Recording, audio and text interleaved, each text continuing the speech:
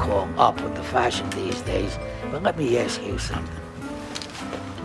This is too big, isn't it? Welcome to episode 69 of the Columbo podcast, where everything is fashionably fitted here.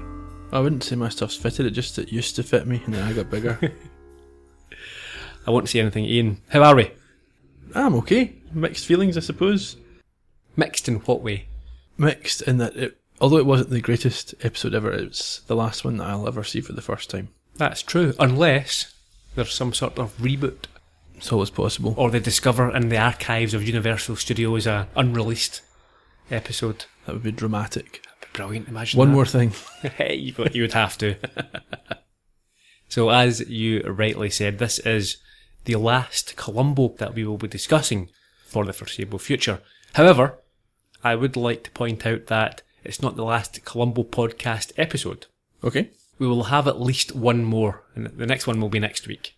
So I suggest that we treat this episode just like any other. Okay.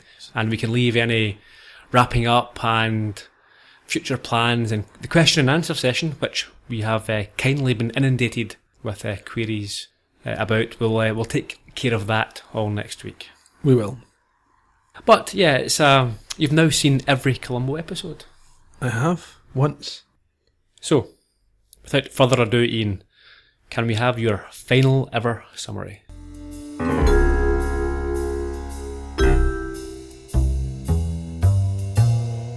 In Columbo Likes the Nightlife, we meet Justin Price and Tony Galper as they contemplate the future for their new nightclub venue, Bait. Tony has secured necessary investment and Justin's delighted to learn his venture will get off the ground. It's not long, however, before Tony visits his ex-wife Vanessa and discovers she has been seeing Justin. A scuffle ensues and Tony is killed. Justin helps Vanessa cover up the death until his finance comes through, but they have been seen. A tabloid freelancer has photographed them moving the body. Aware that they cannot hope to move on while someone knows what they did, Justin arranges to meet the journalist, brutally murdering him in a messy, staged suicide. Columbo is soon on the case and makes great progress, identifying suspects for both the death of the journalist and Tony's disappearance. He needs to connect the two, however, and struggles to find that missing link. Things seem to be petering out, and in the end, all that remains is to discover whether the lieutenant has to let this one go, or whether he's been playing coy. Thank you, Ian. I'm sure the listeners will be raving about that particular summary of yours. Every week it gets worse. Just like Columbo itself these days. Speaking about raves, oh no. It's not just the sort of fish out of water aspect of this episode, it's that it's fish out of dated water, it's stagnant, it's stale water. I was no raver. That wasn't my scene, more of a rock fan myself, but the music, the score, the feel, the vibe of this episode was mid-90s, certainly in the UK. Yeah. But this is made in 2003. It feels as if it's almost 10 years by its sell-by date, and I think I noticed on a few occasions that one of the sort of repeated underlying scores, it's a bit like the Prodigy's Smack My Bitch Up. It's got an element of that. I think that probably influenced it. But that was 97. Yeah, good 5 years out. Yeah.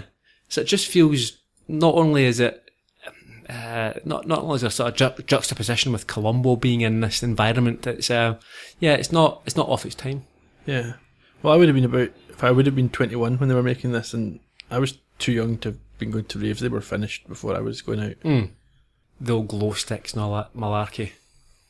Yeah, they've got this wrong. You know, it's got an air of the out of touch writer trying to get down with the kids. Yeah, or the parent trying to explain what their child does while they're out. Yeah, socialising.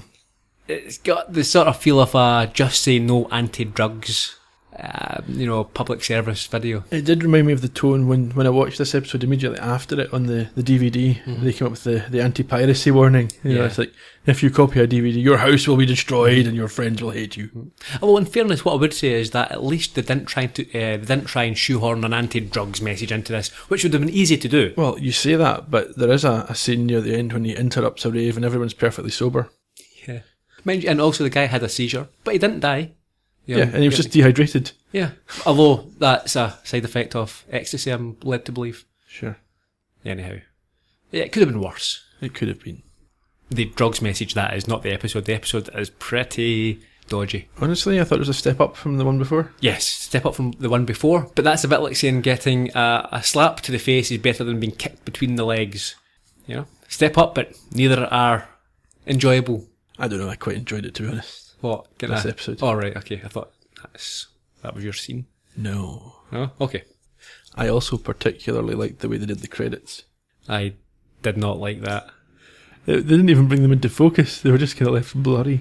Yeah, that's because when you're on drugs, man, that's what it looks like. Yeah. Also, I think that you have to look back to the original run, some of the classic, charismatic, suave, elegant, charming murderers we have. You've got your Cassidys and your Culp, yeah?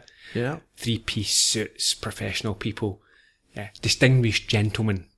And it's not nice to see Columbo chasing around after some wee guy in his 20s who puts on raves. Honestly, it looked to me like it was an episode of Columbo that had been made by E4, which, for non-British viewers, is a channel for niche entertainment programmes here in the UK. Yeah, it's one for the sort of the teens, isn't it? Where they've got a lot of apparently cool and trendy. You know, Skins, I think, came out of E4 and that type of stuff. Yeah. So yeah, it's very much for that younger demographic. In-betweeners as well, I think that sort of Yeah, thing. that's it. But, you know, it's like comparing Justin to Ken Franklin. Come on. Now, Ken Franklin, he would have been at that rave, mind you. He can party. I believe that's true. He did party, yeah. Yeah. Anyway, I also thought in this episode there wasn't enough interaction with the killer. It was fair enough. It was quite procedural. You seen him actually doing a bit of investigation and following up reasonable clues and leads. Yes. But the whole thing about Columbo was, you now are an expert, and or as you now understand, is the relationship, the tete-a-tete between the... Yeah, I think it was needlessly complicated by the second killer. So if Vanessa wasn't in it, if there'd been some storyline where it was just Justin, then it maybe would have had more time for him and Columbo to square off. Sure. We've been chatting for quite a bit here. We've not started the episode. Let's crack on and plough through this. Where do we begin this week? In a warehouse/club with some strobe lighting and loud music going. Is that where we start? Yes, as the credits play, and then we jump from there to the Bait, or Bait, I think. Bait, yes, which is a nightclub that's about to be opened. Yeah, I mean, it's a very short scene as the credits are rolling and then are blurring into almost focus, and then we jump to the presumably next day at Bait, where it's an unopened nightclub venue. We hear the owner, who is Justin Price, admit to associate, you mentioned in the summary, Tony Galper, that he is struggling with cash flow. He doesn't have enough to get the place opened. Yeah, but Tony has good news. Yes, he will have the cash within 36 hours. So he appears to be a bit of a fixer. The money man. Certainly he's able to put his hands on finance. And they mention a warehouse gig that Justin is promoting that evening. Yep. That's the setup. At the moment, he is an aspiring club owner, but he's putting on these, sort of semi-official nights at warehouses where he's promoting. So he's a promoter just now. He wants to become an established. Yeah, and I think he's almost using these nights as a lead into the opening of the venue. He's getting people sort of involved in what it's going to be like, and then they'll get to see the real thing when it opens. Yeah, he's making a name for himself.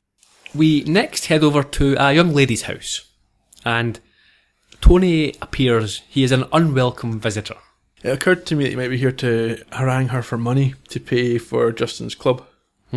But we quickly understand this is they're exes. Yeah, they used to be married, so he's paying her alimony since her sitcom got cancelled to maintain the house. I was thinking maybe he's going to be saying, I need some of that back, or you can't have it for a wee while because I need to put the money in this club and you owe me, or something like that. He is quite a creep. They're obviously divorced. She asks him to leave. He grabs at her, tries to get romantic. He's just pawing at her. It's not very dignified at all. No. He is then enraged to see a photograph. What's in that photograph? It is Vanessa with her boyfriend. Who is? Justin. the chap we just saw. Yes, it's not immediately obvious, but you pick it up. If you didn't catch the photograph, you pick it up from what Tony's saying. Tony grabs her, calls her some nasty names. Really vile. Oh, disgusting. And there is a struggle. There is, and it reminded me a little bit of Death Lends a Hand, where they struggle and one person falls through a glass table and is killed. That was far more believable, however. The way this chap fell, I am not convinced it would have killed him. It didn't even look like it would have hurt him. No. The table didn't even shatter, did it? I don't think so. He just falls on a table. Yeah, he bounced off the table. He's a very fragile little guy, isn't he? Yeah. In any case, he's dead. Yeah, but no motive for this killing. No, I mean, it's not a killing, it's an accident at this point. So she should call the police. She should. But instead she calls Justin. In a panic. He comes over, and we have some very unusual direction. And she confirms to him that she's not called the police out of fear of what Tony's people do to her. So I suppose that's the motive for not calling the cops. Well, it's her motive for not calling the cops. Justin agrees that they shouldn't call the cops, and he tells her that he needs the cash that Tony was going to deliver within the 36 hours. Yeah, he removes some things from Tony's pockets. It's a key to a rental car and the key card to his hotel room. That's right. Before we leave this scene, Tony Galper was played by Carmine Gio-Inazel. I think that's how it's pronounced. Born in 1973.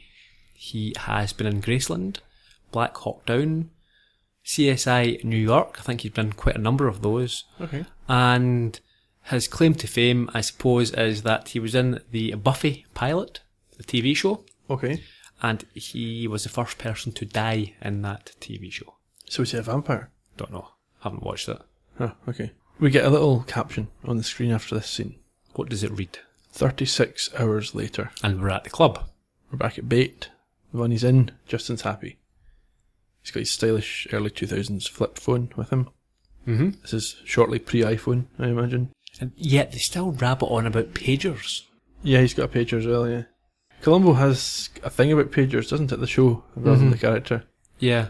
So, after receiving the cash, or after finding that he's got it, he calls Vanessa, tells her that it's time for Tony to check out of his hotel. Well, I thought you just meant check out generally. It's time for Tony's story to come to an end. We go to Tony's hotel. Using the room key that he got from the body, Justin enters the room, and he makes it look like it was used. It's a bit of the fake burglary trope here, isn't it? Except it's now to make it look like the room has been lived in. He ruffles up the pillows in the bed, he showers a little bit, he puts things down the toilet, just generally trying to make it look as if it's been used.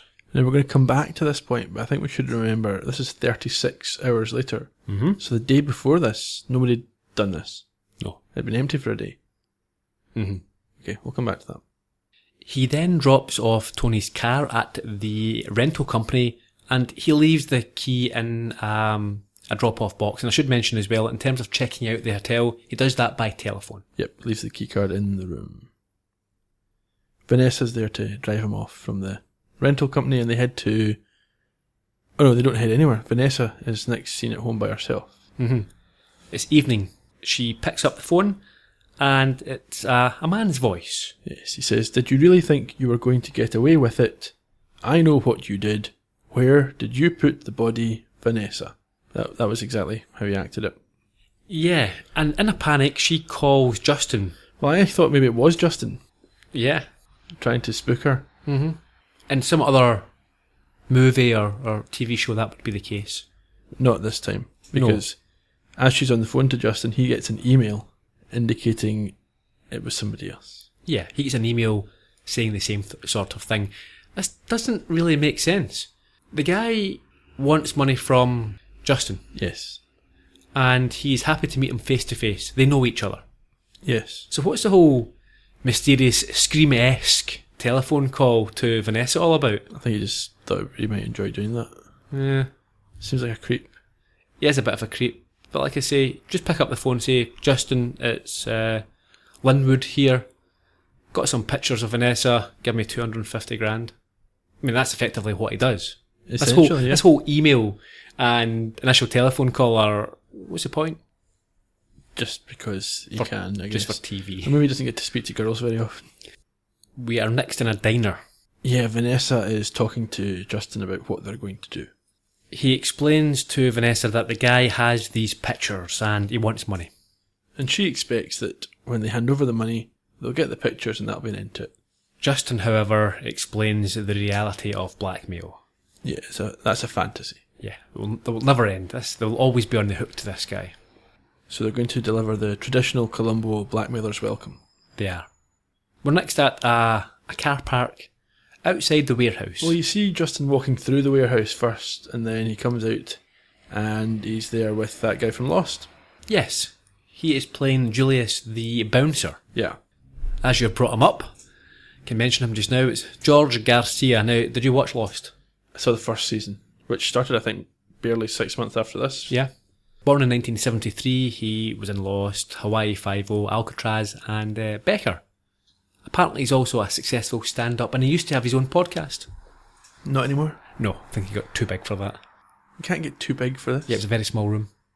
It's quite offensive. Where are we next? Justin's meeting with the photographer, or the tabloid freelancer, we'll call him. Yeah, they discuss business.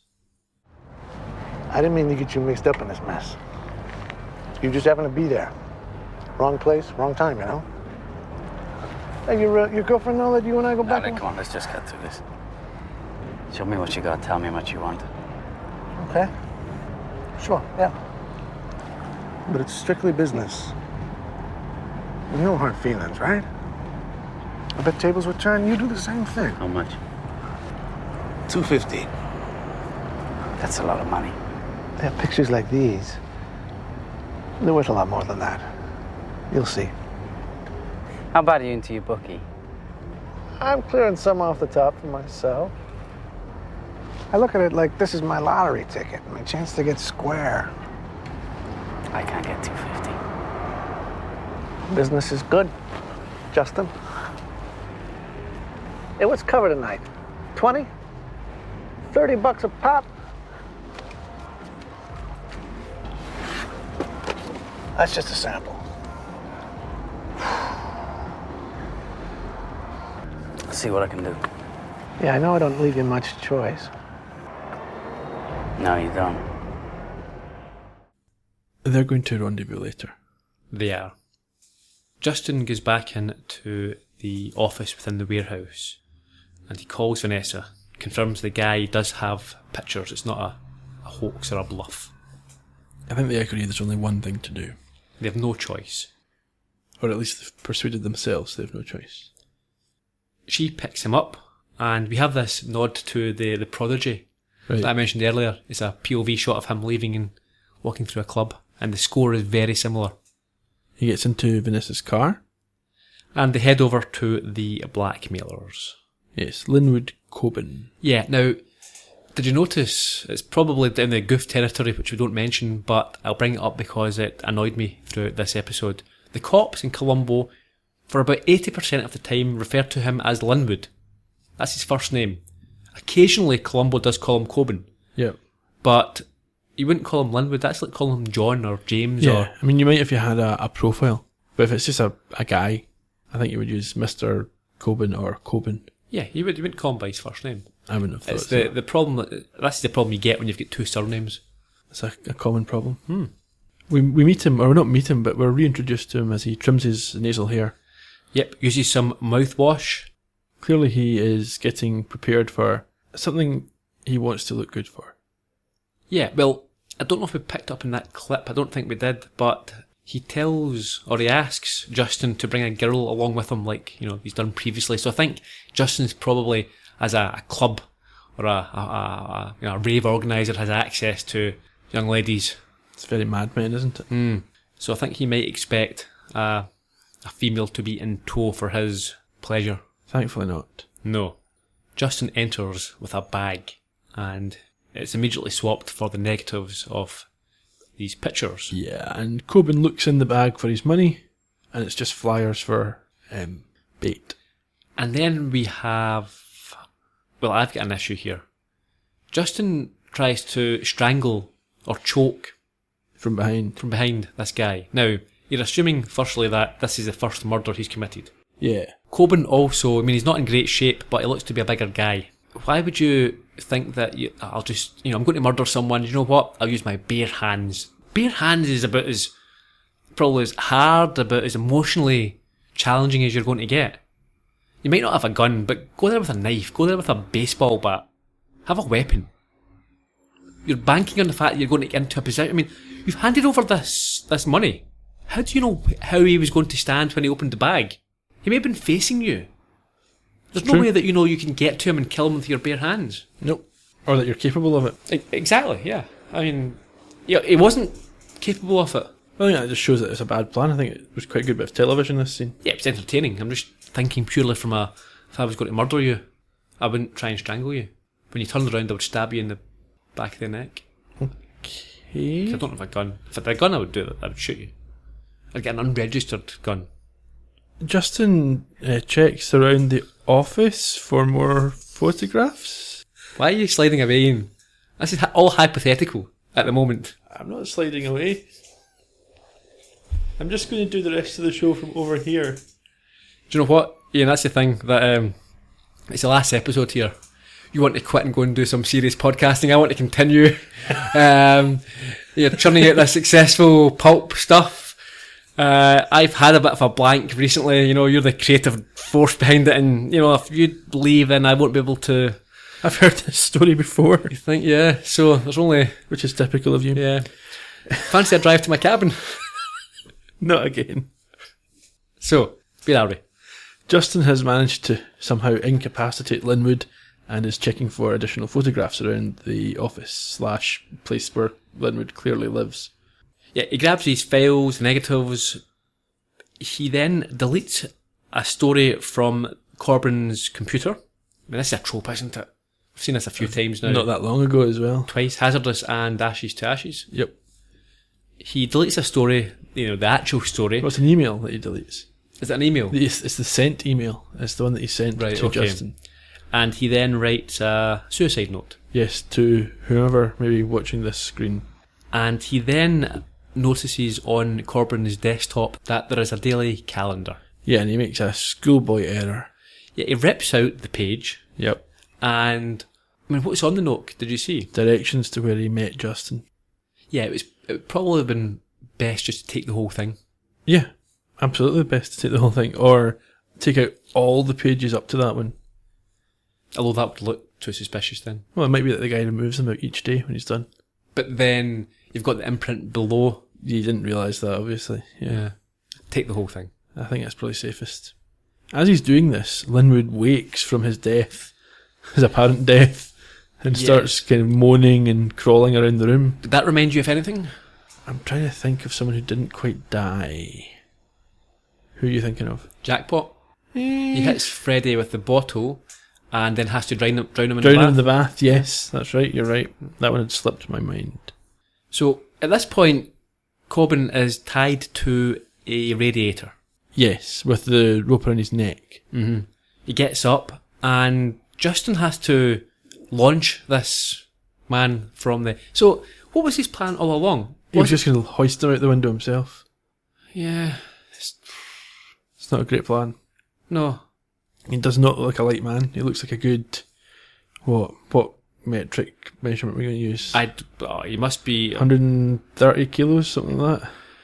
I don't know kilos. I know stone, I would say, is what, 16, 17 stone? Even more, maybe. I thought 18, 19 stone. Maybe. I don't know what that is in pounds. Maybe about 265, maybe 260. Yeah. So, yeah, you're not really wanting to be trying to throw people out of windows. You don't want to be. In any event, Linwood leans far enough out the window that Justin can just tip him out. Yeah. And dodge the radiator that soon follows, not deliberately. Yeah. Linwood Coben was played by Douglas Roberts, born in 1962. He, not an entirely distinguished career. He's been in Patch Adams, Postcards from the Edge, Diagnosis Murder, Quantum Leap, Ellie Law, Murder, She Wrote. Nothing that stands out, but just a jobbing actor, I think. Bits and pieces. Mm-hmm. Back to the warehouse. Vanessa drives him back, and he finds an ambulance out the front of the warehouse. Apparently, an underage kid has had a seizure due to dehydration, and Justin has to sign some paperwork. Yeah, I'm not sure what that paperwork would be, but he certainly signs it. Yeah, I'm not aware of that. I mean, there's been plenty of cases of people getting themselves into trouble outside of nightclubs. I've never seen the owner coming out and... I'm hamstrung because I don't understand how medical care is paid for in America, so it could be that the venue had insurance in case this sort of thing happened, Yeah. and he was signing to say that the cost of the treatment would be covered by that policy. Good thinking, yeah, possibly. It's probably worth noting, though, from that incident with the ambulance, that the timing of his absence from the venue will now be known. So it's the crime scene, it's the next morning, Columbo arrives. Yeah, he's recognised immediately and has fetched a coffee. He is. He then notices some fluorescent green paint on somebody else's car tyre. Columbo anyway is briefed about how and when they found the body. Yep, and then starts to sniff it. Yeah, right. So this reminded me of an agenda for murder when he was sniffing the cheese. There is no need for this. I think you mentioned to me earlier your theory on what he was, what the purpose was. I think this was a homage to dog. He sniffs like an animal. Yeah, for no reason. A human person does not need to go to get a smell. No. Anyway, he does that. Yeah, and he's told about the suicide note upstairs. Yeah, the officer looks at him quizzically and he asks if there's a bathroom on the 4th floor. He's told there is. Yeah, a John. That's what he asks for. And the cop, he is confused at first. A what? He says, He's informally Toilet. using the toilet's first name, which he shouldn't really do. upstairs, Columbo seems happy enough to find the mouthwash and other personal hygiene paraphernalia. So he heads back down to the alley. It didn't take a lot of effort to hide the brand of the mouthwash. They just put the word mouthwash in what's clearly a Listerine bottle. Yeah. Back downstairs, the cop tells Columbo that the car has been ID'd as belonging to the victim, who is a tabloid reporter. And then what does Columbo do? He takes off the victim's shoes and socks. Do you think he was about to start sniffing those? I did. Yeah. Well, actually, no, because you saw him playing with the toenail clipper up in the bathroom. So he's clearly checking the toenails. Mm-hmm. And we're back up in Corbyn's office. Columbo... this was a bit disgusting, wasn't it? Columbo sticks his hand right down inside the toilet. To get a toenail. Oh. Before being told by a cop that the suicide note was found on the computer. And Columbo then shouts down to the cop who he was talking to downstairs, who tells him that they didn't dust for prints up in his office. They didn't think they would need to. For suicide, yeah. Yeah. Seems a bit sort of lax, doesn't it? I think we've seen this before in cases where they think they know what's happened, they don't bother to do the work. Yeah, it's like, well, it's obvious, isn't it? Obvious. Why bother investigating? Yeah, Columbo is also confused about the trimmed toenails and the minty fresh breath of the victim. Yeah, Columbo... this is the bit. It's not good, is it? It's terrible. And we've mentioned it a number of times in this show. Yeah. He does not believe that cutting one's toenails and using mouthwash, basically taking care of yourself, is consistent with someone who is about to take their own life. I'm trying to think what the right word is. It's a misunderstanding. He doesn't understand what he's talking about. I think that's it entirely. He's obviously not been put on any courses within LAPD over the last 10 or 15 years in terms of how to empathise or understand or learn about mental illness. Yes. I mean, we know that he is often dodged and doesn't bother to take his shooting exam, his yearly or whatever it is to pass that test. That's the type of thing as well that, it's fine being old school, but sometimes if you're old school, and in fact very often when you're old school, a bit of a dinosaur, you miss out on things that are actually important and useful. I think so. And in this case, he's suggesting that, you know what? Why would you use mouthwash and then kill yourself? But that's garbage. What purpose this serves, though, is that it gets Columbo thinking maybe something's not quite right here. Correct. Whether it's for a good reason or not. And he decides to investigate things a little bit more closely. The first thing he does is that he notices the missing calendar entry. He's asked someone to come and dust the computer for prints, and while he's waiting for them, he looks around the desk and he sees that the desk calendar has a day missing. He uses the old pencil trick of using the lead in a pencil to get an imprint of what was written in the piece above. He gets a bizarre response from his colleague. Yeah, I thought that was only in the movies. No, basic schoolboy science. It's not even really science, is it? You're just science. showing up the indentations. A science scene. Okay, Everything's I'll science. Call it science if you want, if that makes you happy. So yeah, he gets these directions, and he is then informed by this other cop that the only prints on the keyboard were of the deceased, but there is some other useful information that can be ascertained. Things just about covered in prints, all the same, most likely belonging to the deceased. You said just about. That's the funny thing. Every key has the same basic print pattern, except for the letters E and I. And what sort of pattern do they have? They don't have anything. You mean they're blank? Yes, sir. There are 12 E's here, right? And 11 I's. 12 E's, 11 I's, that's right. There are more E's and I's than any other letter. But where are the prints? So where are the prints, exactly?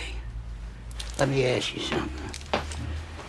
If someone were to wear a pair of gloves and they hit those keys 11 and 12 times, is it possible that this repeated contact would be enough to wipe away any prints otherwise left by the deceased? Yeah, I suppose that's a possibility. This ain't no suicide. But there's some guy out there that wants me to think it is. And that's the dude I'm going to be looking for. I want to know what the cut-off is. If I do 7 eyes, do I leave a fingerprint? Yeah. What's 9? 9 eyes? Because I'm not buying that there's E's and I's in that volume and no other letter was affected at all. I agree. And I also want to know when Columbo started using the word dude. He'd probably been watching Ninja Turtles or something. So Columbo heads over, he's got the directions to the warehouse because of this calendar entry, and he heads over there. Yep. He finds... 3 idiots with glow sticks. Yes, and he borrows one of them, He does. which matches the colour of the paint he saw in the car tyre, Yeah. proving that Coben was at that warehouse the night before. So are these meant to be 3 stragglers that are still there? They don't realise the party's finished. Yeah, he doesn't... Oh, it's just so cliched. It was terrible. I didn't even understand what they were thinking. No, they don't even look out it. They just Unless look they- like extras who were told, right, you dance with a glow stick. Maybe they weren't actually there and Columbo was hallucinating and it was just a That- glow stick lying on the ground. Yeah, I don't like that scene. It was weird. It doesn't last long. He finds a flyer for bait, so he heads off there. In bait, Justin is expecting Columbo because I think you see him start to make a phone call. Yeah, obviously he's made an appointment, or he's said he's coming, so Justin, working with the DJ, spots Columbo and is expecting him. Columbo rightly complains about the dreadful noise that's passing from music here in this club. Kids these days. Oh.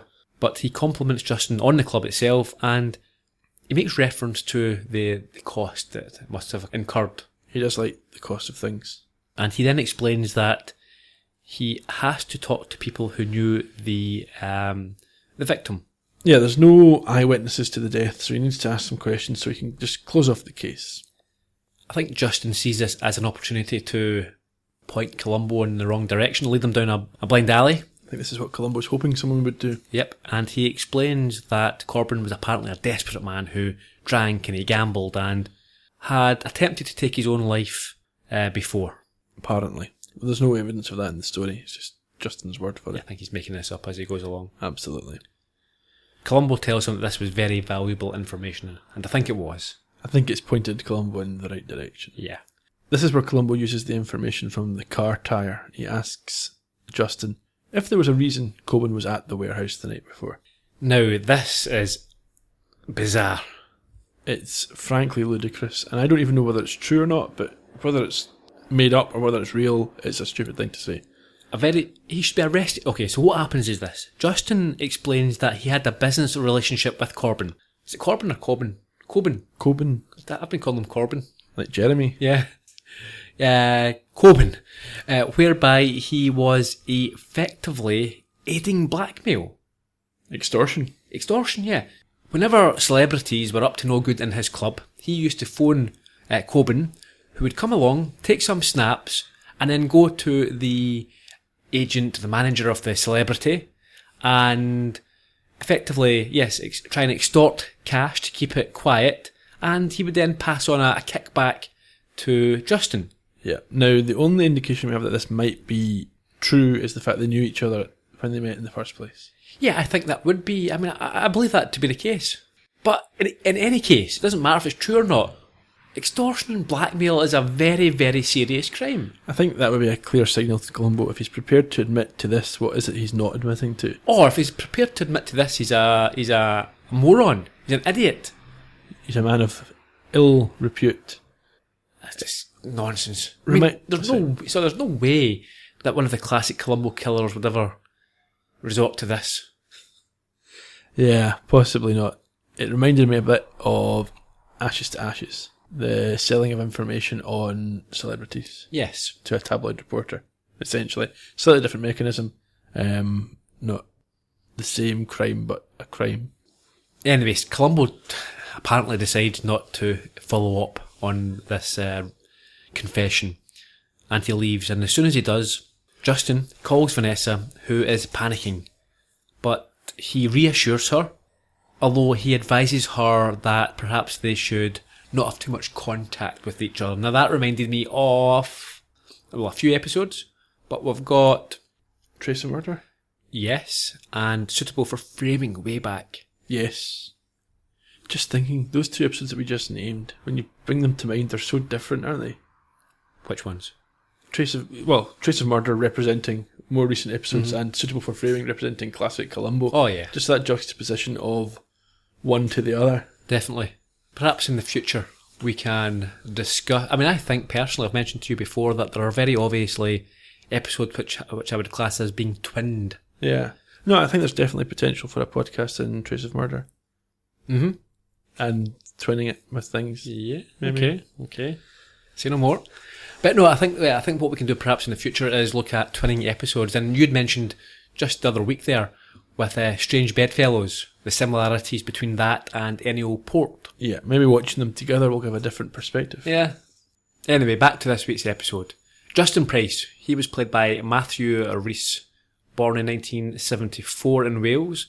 He is known for his role in Brothers and Sisters, The Americans, The Lost World, which was Arthur Conan Doyle adaptation, which starred Peter Falk. Not the Jurassic Park sequel. No. And he is an ex-flatmate of Michael Sheen. Not Charlie Sheen. No, but even Michael Sheen's very well known these days. Oh, of course he is. Great actor. He'd be a good Columbo villain. Yes. Although he already did the villain thing in Twilight, didn't he? Yeah. You're just saying, yeah, you've not seen Twilight, have you? Nope. Where do we head off next? I think it's a newspaper. It was never made clear, but I think it's the newspaper or one of the tabloids. That bought stories from Coben. And I think an editor, perhaps, gives Columbo her files on Coben and says that he had a number of lawsuits against him and a number of enemies. And he drank too much and he was unreliable and other papers had stopped using him. She also tells him that there was a rumour that he was working on a story that had earned him a number of threats. Absolutely. Columbo makes his way out with a couple of files under his arm. And he next speaks to the paramedic. It's a very brief scene, but we find out that at around about 2:20, 2:30, it took 15 minutes to get Justin out to sign a form. Correct. Again, we head back to the warehouse. And it's at night time and there's another rave. And we have some nonsense as Columbo enters before he speaks with Justin. So I think someone tries to dance with him. Yeah. I'm quite impressed with Justin's setup here. He's got an office with a door so soundproof, it even works when it's open. Columbo wants to know whether he stayed all night at his rave on the night of Linwood Coburn's death, and he says yes, he did. This, I think, startles Justin, who now realises that he may in fact be a suspect, but he agrees to answer Columbo's questions to put things to bed, as it were. And Columbo wants to know why he took so long to get to the front door. What does Justin tell him? What's his excuse? His beeper had dead batteries. Yeah. So he had to be informed that there was an incident by people on the floor. Word of mouth. It got to him eventually. Yeah. He appears to be satisfied with this at first, and he goes to leave, but he has one more thing. If you don't mind, sir, just one more thing. I'm curious. What was your morning like? What kind of morning? Yeah, you got up, you showered, you had a Pop-Tart. What else? I just went to the club directly. I had a lot of work to do. Oh, directly? Yeah? I mean, you didn't stop for coffee, nothing? Not that I can remember. Why? Well, it was just that when I saw you this morning, your beeper was working fine. So I figured that maybe you'll replace the batteries at some point before arriving at the club. That's very clever, Lieutenant. I like that. I actually replaced them last night. Immediately after the incident, I keep a spare pack in the car for just such reasons. Oh, well, that certainly clears it up. And I must say, that is smart thinking. You can never be too prepared, right? I know, so you can't. You have a good night now. Thank you, Lieutenant, and you. For me, that was the only real scene of cat and mouse that we had in this episode that would be comparable to classic Columbo. It wasn't bad. Yeah, it wasn't great, but it's the only scene I think where Killer and Columbo had a little bit of a... Sure, yeah, they're talking about the same thing in different ways. Mm-hmm. Coben's office. It is. And Columbo is rummaging around. For no apparent reason, he pulls a picture off the wall and then struggles to hang it back up. I wondered if that was a Greenhouse Jungle moment where he was meant to put it straight back up and he couldn't quite do it in the take. Possibly, yeah. What does he hear when he's there very conveniently? Oh, how fortuitous. There's an answer phone message. Sean Jarvis is calling to issue a direct threat to Coben. He owes him money, he wants it back. And that's that. Now, we'll discuss it in a little bit more detail in the next scene, but there's two things you would assume here. One, either the amount that they're talking about here is vast, and this is some sort of gangster type connection where you owe me 50 grand or whatever, wanting this money back. Or it's a smaller amount and the chap perhaps is a bit hard for cash. Needs it. Mm. Neither appears to be the case. No, it's just a point of principle. Okay. So we go over to Sean Jarvis's house. A friendly and familiar face. Yes, it is Mr. John Finnegan. We've discussed John Finnegan before, but because this is the last episode and obviously his last episode, I'll mention again that he died in 2012, aged 85. He was in 12 episodes of Columbo, the first as Carol in... He was a foreman. Blueprint for Murder? Correct. Columbo was his first and last on-screen roles. It's quite good. Yeah. Obviously, the cafe paid off. He'd retired to a big house. Well, that's it. This is not a small house. So we find out that Coben owed him $300. Now, this guy's got a swimming pool out the back and a fairly nice looking house. But that answer machine message, and again, it wasn't for... Okay, explain why he owed him the $300 first. It's the most ridiculous thing. He offered $100. He came to the door and offered $100 to see his backyard. Mm-hmm. And then $200 to hang out there for a couple of hours. Is that a euphemism? Honestly, I don't think I would have taken the money. I'd have said, no, go. Okay. So it's £300 because he went up a tree. Yep. I liked the view. Yep. Sat there for a while. But that voicemail, that answer machine message, it was real anger. $300, $300. And it's not as if he did anything. He sold them something or... No, he wasn't losing any money. No, but maybe he considered it a matter of honour. He had been promised this and it was not paid, so he wanted to see the right thing done. But that's fine. You know, I think a phone call saying, Corbin, where's this $300 that he said? But he was apoplectic. The other possibility is he feels guilty for having helped violate his neighbour's privacy. I don't think he understood what he was doing there. Maybe not. Yes, like, Sean, you know that young blonde lives across here, the actress? Yep. Can I climb up your tree and watch her for a few hours? Just watch? Oh yeah, just watch. She likes to sunbathe there in this time, you say? Yeah, she's got large patio windows. Yeah, sure. I have got a camera. Okay. Columbo needs a ladder. It's a little bit different from, you remember Forgotten Lady? Mm-hmm. When he ended up stuck up a tree Yep. without a ladder. Columbo goes up anyway and he sees that it looks onto somebody else's house. So he goes around to this person's house. And whose house is it? That's Vanessa's. Yes. He knocks the door and she eventually lets him in. She tells him that she is an actress and has to admit that she had heard of this fellow, Linwood Coben. Yeah, but she thinks if he was writing a story about her, her publicist would have been on top of it and would have let her know. Yeah, but she would be surprised if he was, because she's a nobody.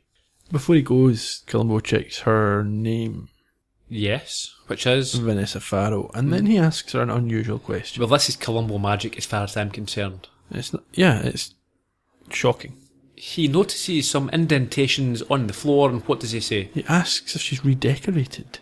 She's taken aback, and he mentions these marks, and she says, "Oh yeah, I forgot I got a new table."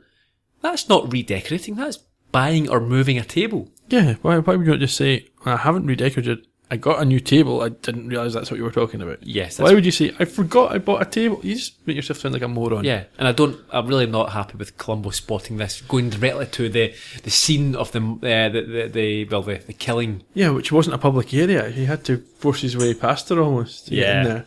Where does Columbo go next? Back up to Coben's office. Mm-hmm.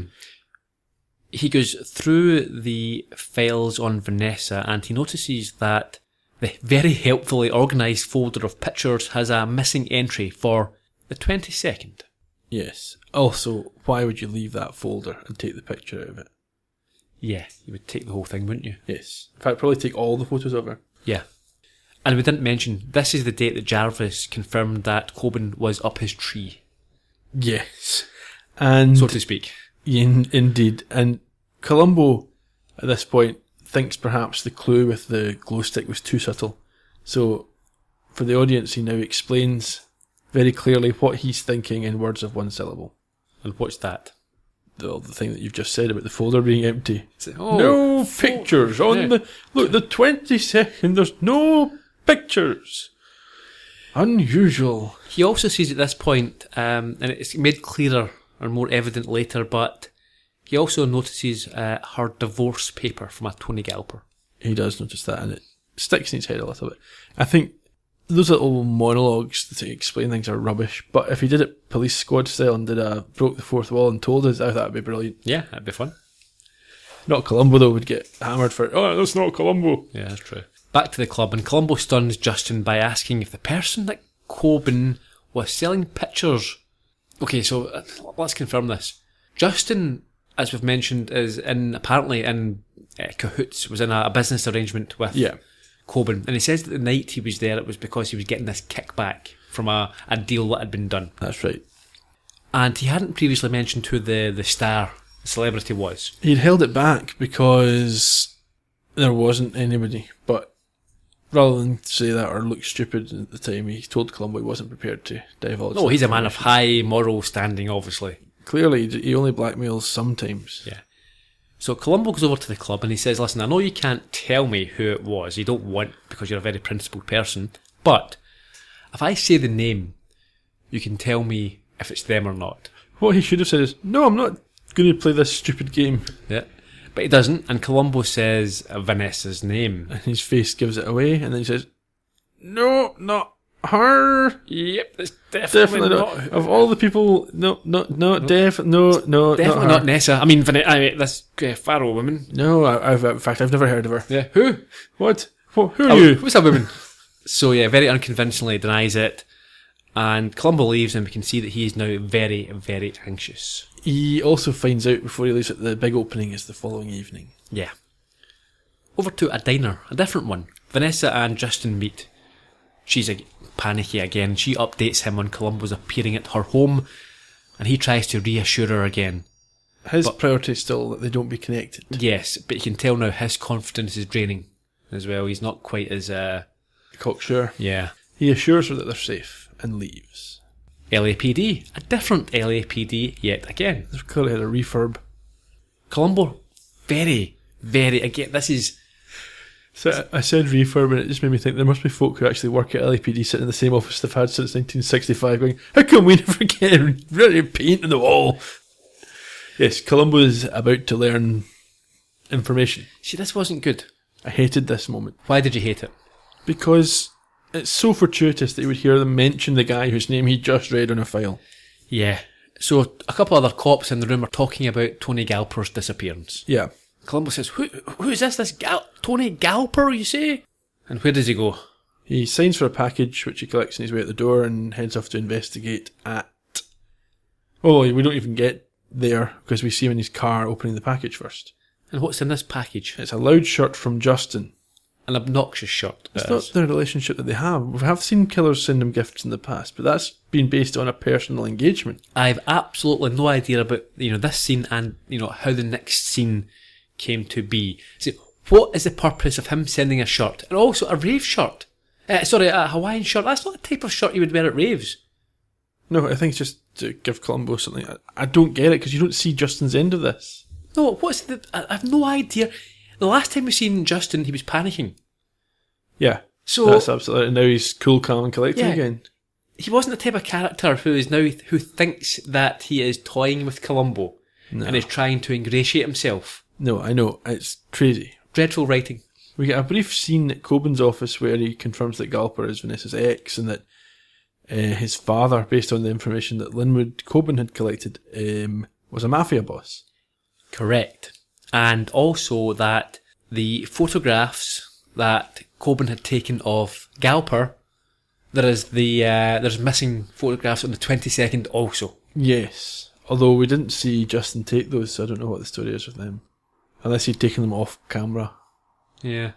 Another very brief scene on the street. Columbo's in his car and he meets the cop who was researching the threats. Yes, he confirms the threats. There was a act of vandalism. The car window was broken and a note was tied around a brick. And it was Joey G, Tony's dad, the big mafia don. I have no idea how the mafia work, okay? But I will 100% state right now that the top mafia boss, does not sign his own name, G, on a piece of paper and stick it on a brick. A brick through someone's car. That's not a threat from the mafia. That's what kids do. Yeah. That's just minor vandalism. Yeah. Stop doing this, G.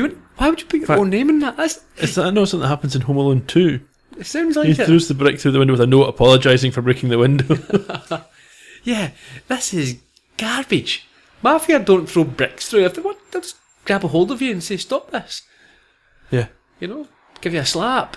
Put a gun in your mouth. Or, your meal comes out and they lift the lid off and there's no food, it's just a bullet with your initials engraved in That it. sort of stuff, yeah. A brick through your thing with the guy's name, G, on it, as if, that must be the top mafia boss there. Go away. Big Joe, no. No. Before we leave this scene, the cop, that was the cop that originally met Columbo in the alleyway, was played by Julius Carey. He unfortunately died in 2008, aged just 56. He has been in The Last Dragon, The Adventures of Briscoe County Jr., Spin City, Two Guys, a Girl in a Pizza Place, and Doctor. This scene annoys you. Yes, I don't know why he was going there. I don't know. There was no sign of him following or setting up a tail. And she asks, "Did you follow me?" He says no. But he is taking the shirt back to the shop it came from. I don't know. I don't get it. But she's there. Vanessa's there. Totally lost me on this. I mean, I assumed he was following her.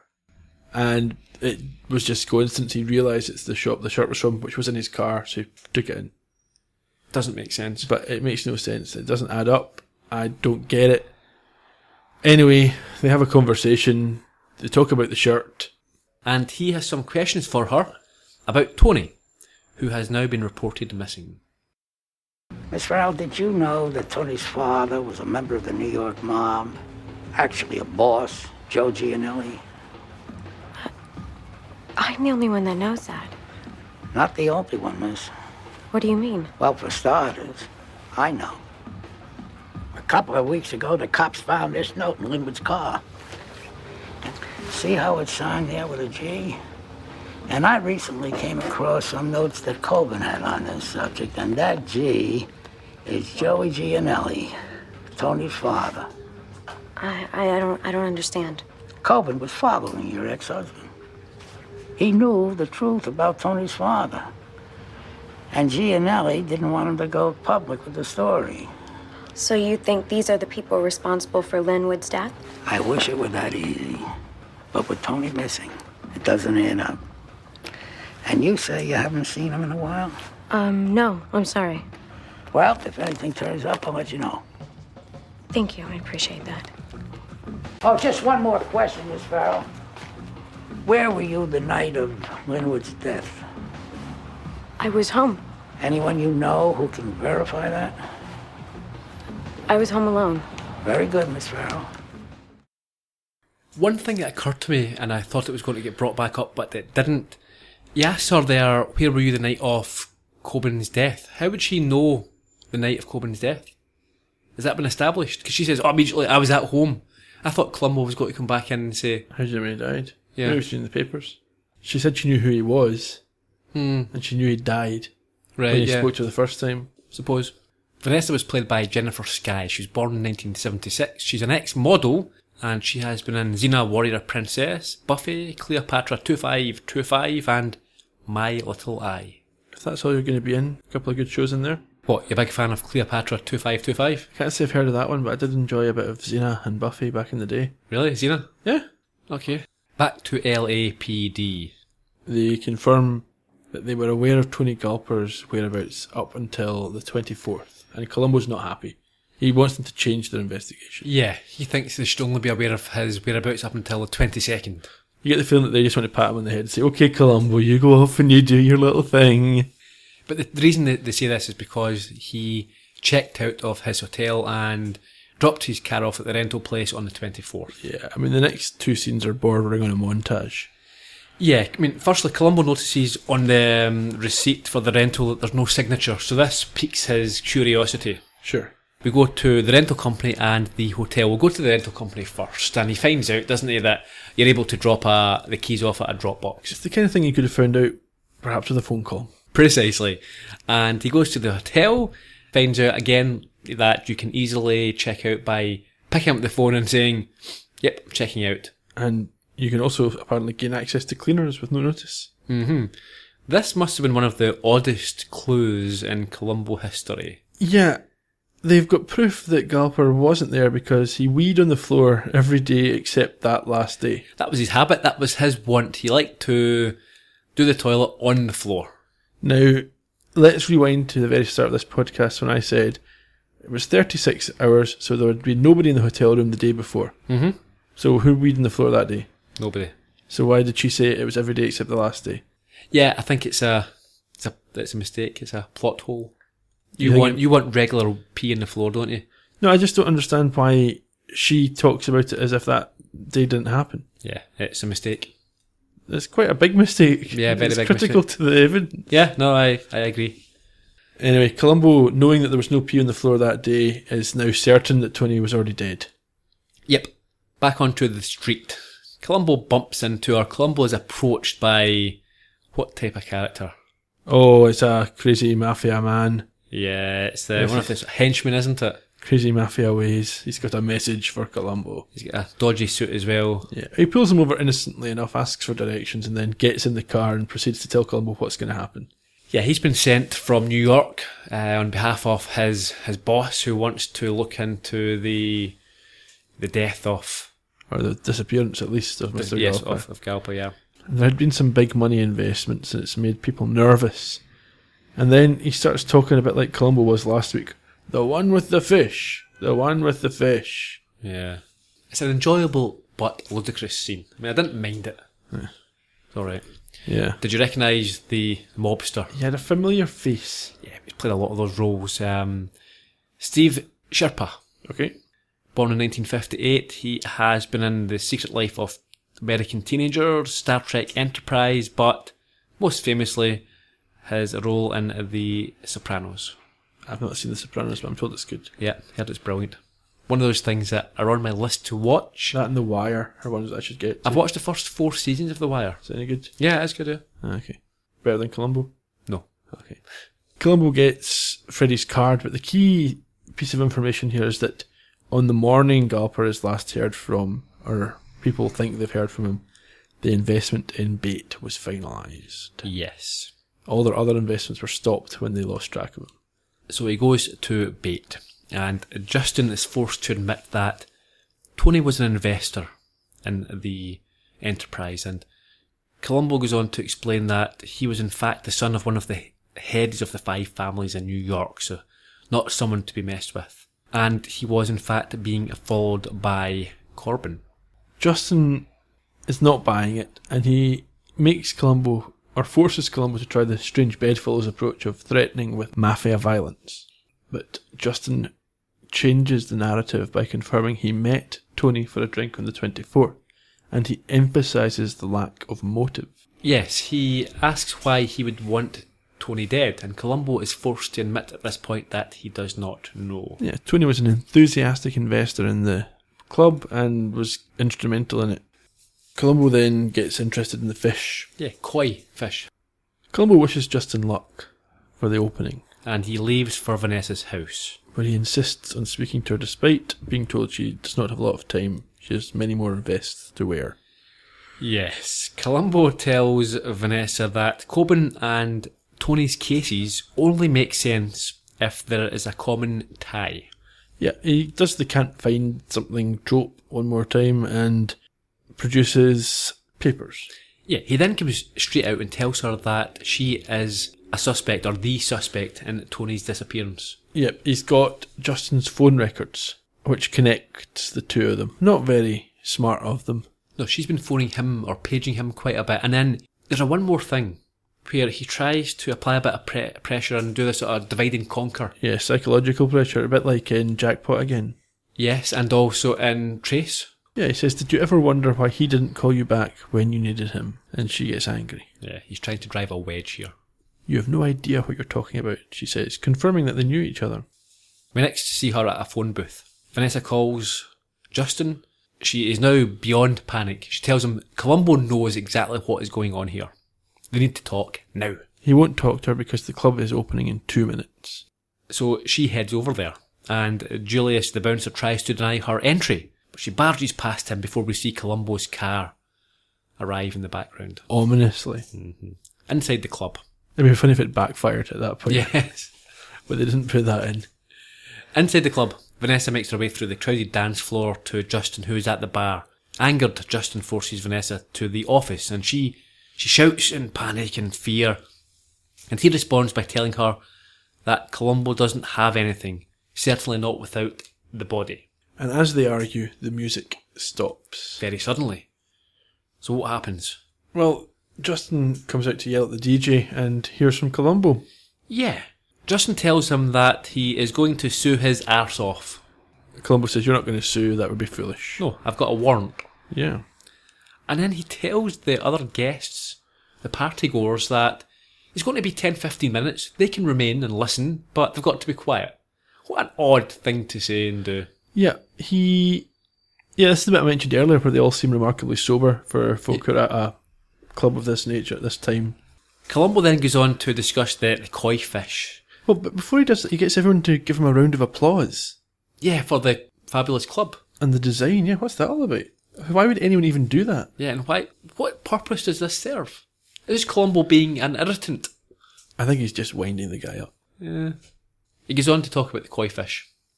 And some nonsense about the amount of fish that you can have in a tank of certain depth and all this type Inches of of stuff. fish. Long and short of it is, one of the tanks is shallower It's half as deep. as the others. So he explains his reading of the significance of this fact.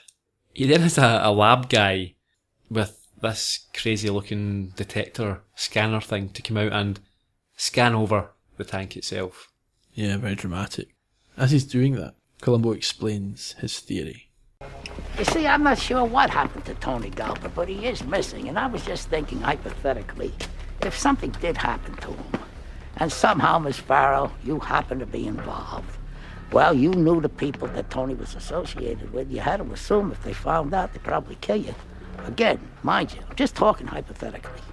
And you, Mr. Price, you had a lot riding on Tony's investment in this club, and this place meant a great deal to you. So say something did happen to him. In order to ensure the receipt of his money, you would have needed to help Miss Farrell cover it up. Got it, Lieutenant. Okay, go.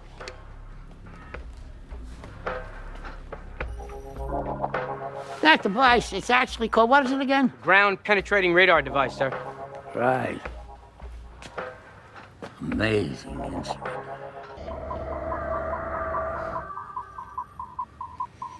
So you buried him right here, right under that tank.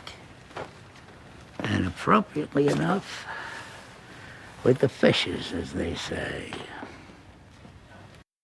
Like you say, or like we thought earlier, I reckon the whole episode has been based on that line. They started with that line and built the episode around it. I think so. Yeah, we didn't... See, that's the thing as well, we didn't actually see what happened, we didn't see what his cunning plan was. No. Do you think a long dead body would even show up in a thermal scan like that? I don't know. Oh, yeah, there's no heat coming from that No. body. But is it a thermal... Is that what he said, a thermal scanner? Well, he said a ground-penetrating radar device. Nah, that's not a thermal scanner then. It showed up like a thermal scan Yeah, but image. it's not. Nah, The fish were red. yeah, but it's not. Radar is different. It's sending, looking for bounce backs from Pings. the pings. Anyway, we'll leave that, the technology aside. But so, yep, Vanessa and Justin are cuffed and led away. And the final moment of the show sees Columbo meeting Freddy, exchanging a smile and a handshake, and I like to believe proving that Columbo was in the mafia all along. I think maybe that's why. See, there's no. We never hear. This is the thing. We never hear any backstory as to why Columbo moved from the East Coast to the West Coast. I think he's probably protecting interests. He's there to be. He's the man with to keep an eye on things. Yeah. You notice anytime the mafia are mentioned, they're never responsible for the killing. Yeah. And the 2 times we've actually seen mafia people, they've been pleased at the end of the episode. Just saying. Yep. So Columbo's final ever words. Oh well, that's very nice of you. I really appreciate that. I think that is something that us fans could echo and voice, that sentiment. Yeah, cheers, Columbo. Yeah, that was very entertaining. Thank you. Appreciate that. Cheers. Some of it was a bit dodgy. Could have done without too many notes in Malibu. That was a bit... Well, they make the others look better. They do. So there we have it. I'm glad they didn't finish with murder with too many notes. I would like to have seen that not being there. And we could have had... I don't really like this episode, but if it was to remain, I'd like to see it swapped out with... swapped with Ashes. Ashes should have been the last. Yeah. No, I don't disagree with that. I think that's a fair assessment. But it's been an interesting final season. Like I say, we won't discuss too much about the your thoughts and what we think of Columbo in general. We have another episode. At least one other episode. At least. It is, however, the end of the season. It is. So let's wrap up this episode and go on with the season review afterwards. Okie dokie. Columbo's final ever episode was broadcast first on the 30th of January 2003 at 84 minutes in length. It was directed by Jeffrey Rainer, who has done a lot of TV shows, including Dragnet, Friday Night Lights, Trauma, The Event, The Affair, and he has just last year directed the pilot for 12 Monkeys. Based on the movie? Yes, the Bruce Willis movie, yeah. Terry Gilliam, I think. Right. Michael Alamo was the writer, born in 1971. This was his first writing credit, and he has also done work on Major Crimes, The Closer, and Invasion. He is the son of Mark Alamo, who was in Star Trek Deep Space Nine, Star Trek Next Generation, and Hill Street Blues. Hey, he was Gul Dukat. He was a major character in Star Trek. There we go. I was thinking when you said the name, was he related to Mark Alamo? Very, very important piece of the Star Trek puzzle. No trivia for this week, except I think that whilst this was the last episode, it was never planned to be the last episode. They never had an arc that was coming to an end, and I think Peter Falk wanted to do more, but for whatever reason, they never got round to it. Episode review. Motive. The actual murder was to eliminate a blackmailer. Correct. He was at the club. It wasn't with a his great beeper yeah, broken. so there was no great alibi at all. He was at a club, but she left. But he was trying to make out he hadn't left because he just didn't hear them because his bleeper hadn't gone off. Yeah, but that's not an alibi. No, he was at a club that he didn't leave. That's his Yeah, story. so there's no alibi there, really. He just said something. Yeah. Clues. Okay, here we go. The paint on the car from the glow sticks. The pre-suicide hygiene, I suppose. The missing calendar entry. The keyboard print. The time he took to get to the paramedic. The whole Jarvis tree spying. The missing pictures.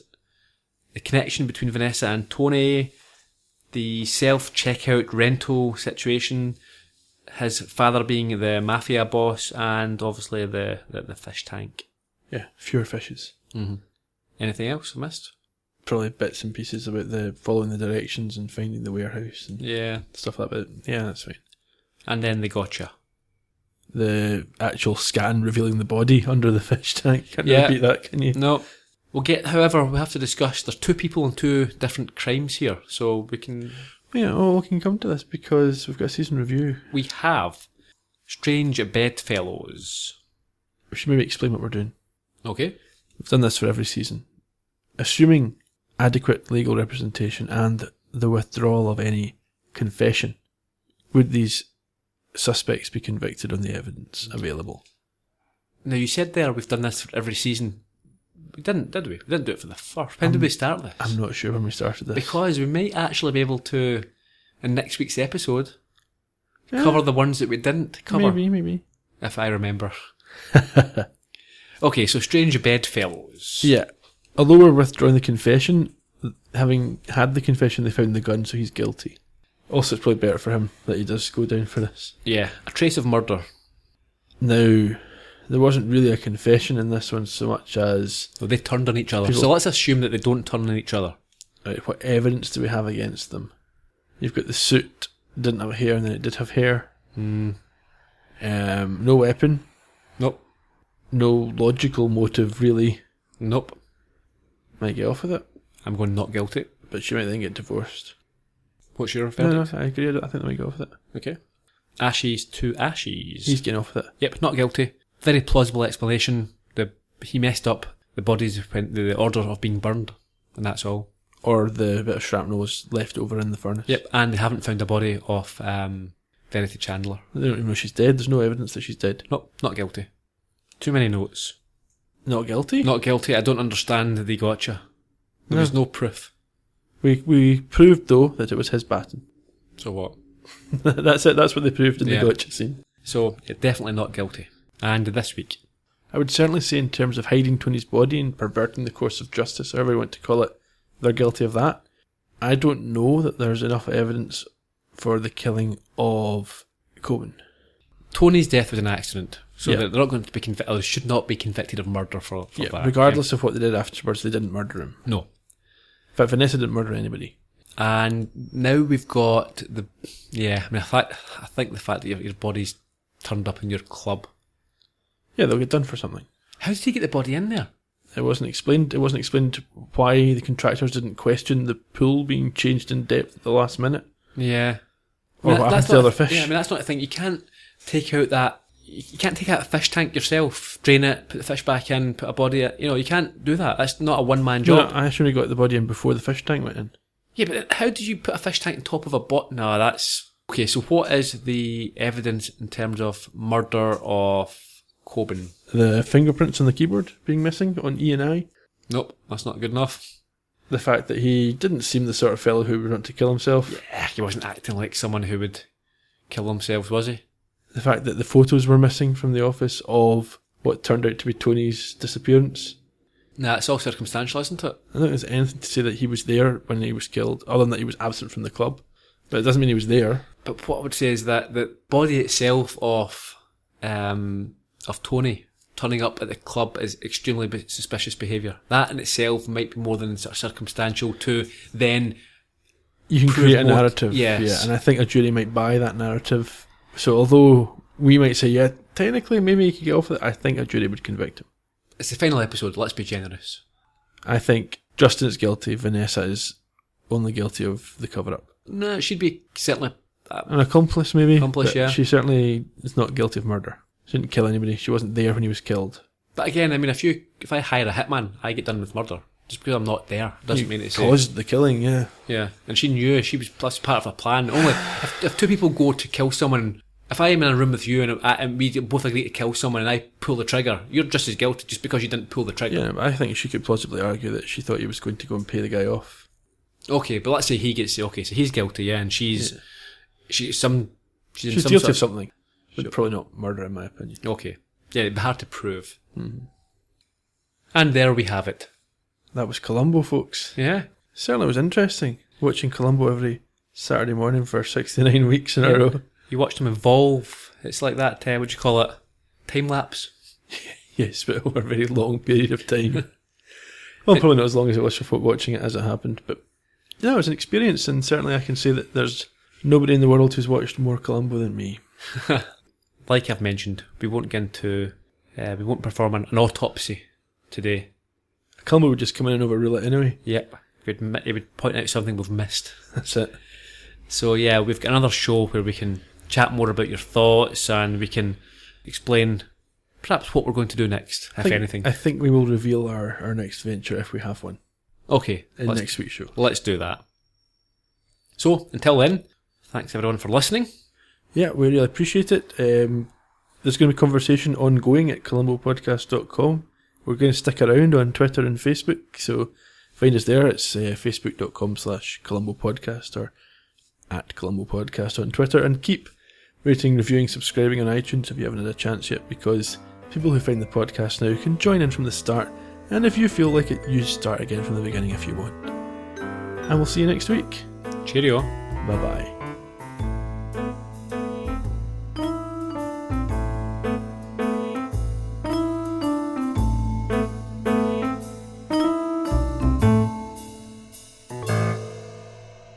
You have been listening to the Columbo Podcast from Heard Yet Media.